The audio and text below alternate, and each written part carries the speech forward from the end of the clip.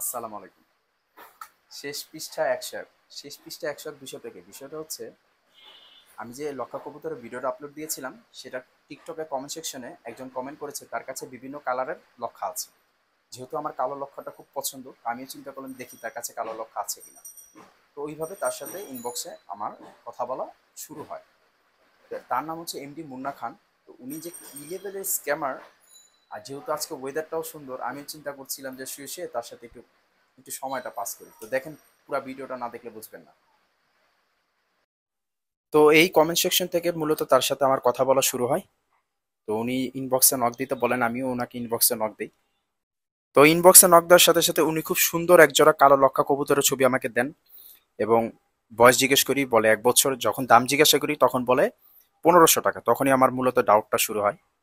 তো আমি গুগলে চলে যাই, গুগলে যেয়ে দেখি ছবিটা ২০১৮ সালে আপলোড দেওয়া হয়েছিল। তারপর আবার তার সাথে ইনবক্সে ব্যাক করি, ব্যাক করে আমি তাকে বলি যে আমি এটা নিতে চাচ্ছি, আমি আমার লোকেশন দেই। তো আমি তাকে জিজ্ঞাসা করি টাকা কি অ্যাডভান্স পেমেন্ট করতে হবে কিনা। তো উনি বলে হ্যাঁ, স্ক্যামারদের তো একটা কথাই যে টাকা অ্যাডভান্স পেমেন্ট করতে হবে। তো উনি ওনার লোকেশন দিনাজপুর বলে, এটা আমার বিশ্বাস হয় না, হয়তো ওনার লোকেশন দিনাজপুর না। উনি বাস ভাড়া বাবদ আরো ৫০০ টাকা বেশি চাচ্ছিল। তখন আমি গুগল থেকে যে ছবিটা নামিয়েছিলাম সেই ছবিটা আমি ওনাকে ফরওয়ার্ড করি যে ভাই এই ছবিটা তো গুগল থেকে কালেক্ট করা।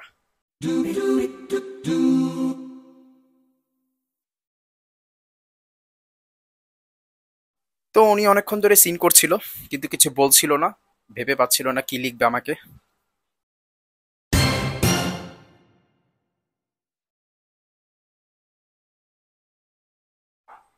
তো উনি বলছিল ভাই আমি আপনাকে কবুতরগুলো ভিডিও কলে দেখাবো। তো আমি বলেছি ঠিক আছে দেখান। তো উনি বলছে এখন না, আমি দুপুরে দেখাবো।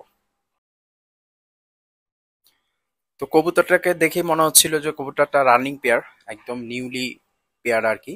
তো আমি তাকে জিজ্ঞাসা করলাম যে ২০১৮ সালে যদি ছবিটা আপলোড দেওয়া হয় তাহলে আপনার কবুতরের বয়স ১ বছর হয় কিভাবে। তো উনি বলছিল পিক তো আগের ভাই, হ্যান ত্যান, মানে কথা যেভাবে ঘোরানো যায়।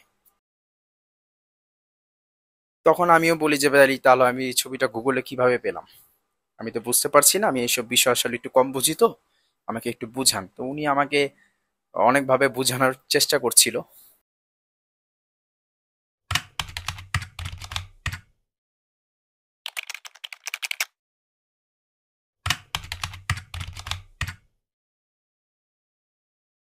তো উনি আমাকে বলছে যে ভাই ভুল ভাবছেন, ছবিটা হ্যাঁ আমি গুগল থেকে নিয়েছি, তবে আমার কাছে এটার সেম জোড়া আছে যার কারণে আমি সেম ছবিটা দিয়েছি আপনাকে। Excellent.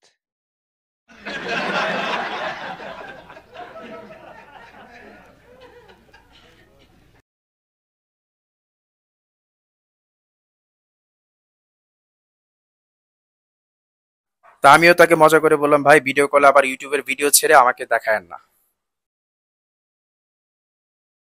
তো উনি বলছেন যে না ভাই আমি বুঝতে পেরেছি আপনি হয়তো ভয় পাচ্ছেন আমাকে টাকা দিতে।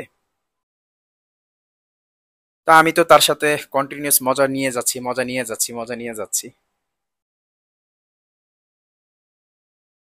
তখন আমি বলছি না আপনি পচা, আপনি পচা পচা ছবি নামান গুগল থেকে। এভাবে করে তার সাথে মজা করছিলাম। আপনি গুগল থেকে খালি ছবি নামান, আপনি খুব দুষ্ট, আপনি পচা পচা কাজ করেন গুগল থেকে। এভাবে তার সাথে মজা নিচ্ছিলাম আমি।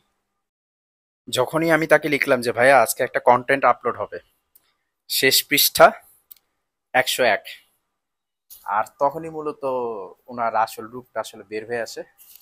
উনি তো ভয় পেয়ে গেছে পুরা। উনি ফার্স্টে কি করেছে, আমাকে আনফলো করেছে। তারপর আমাকে আমার সাথে কথা বলছিল, মাঝখানে উনি আমাকে আনফলো করেছে, তারপর উনি আমাকে ব্লক মেরে দেয়। এই যে দেখেন, সাথে সাথে আমাকে ব্লক মেরে দিয়েছে, কিন্তু তার আগে আমি উনার ছবি টবি নামিয়ে রেখেছি।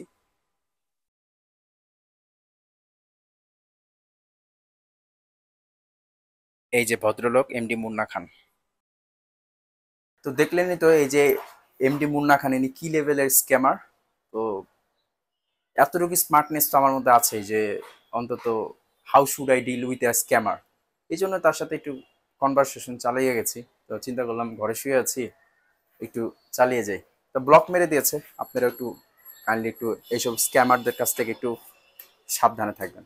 সবাই ভালো থাকবেন। আসসালামু আলাইকুম।